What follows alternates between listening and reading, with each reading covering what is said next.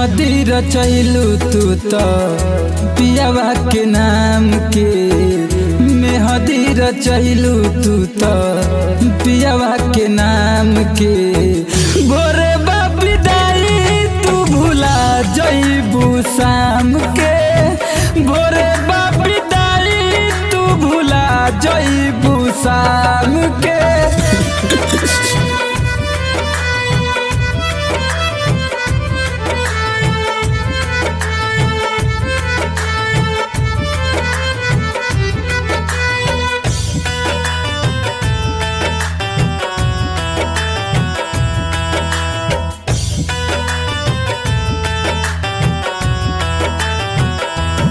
हे जान एगो बन जान रहू, बन गइलू दिल के अब जान हो।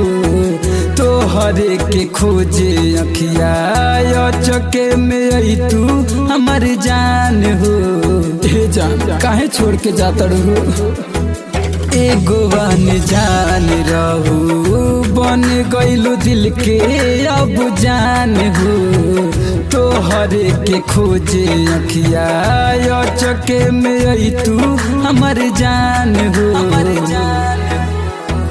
प्यारे में कुछ ना मिलल सिवा बदनाम के, प्यारे में कुछ ना मिलल सिवा बदनाम के।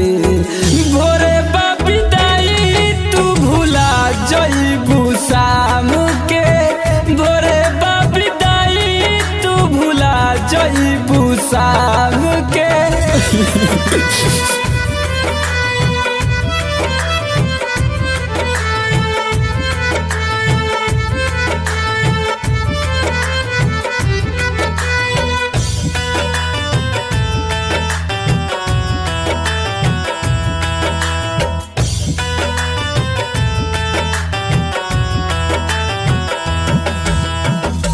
ऐसन दर्दिया दिहलू जे कर न मिल तो दवाई बा।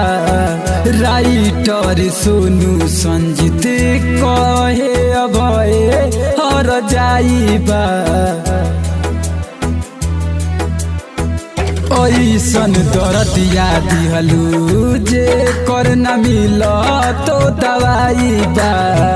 राइटर सोनू संजीत कहे अभय हर जाइबा। छोटू छबीला दिल पे लिखत तोहर नाम के, छोटू छबीला किरण लिखत तोहर नाम के।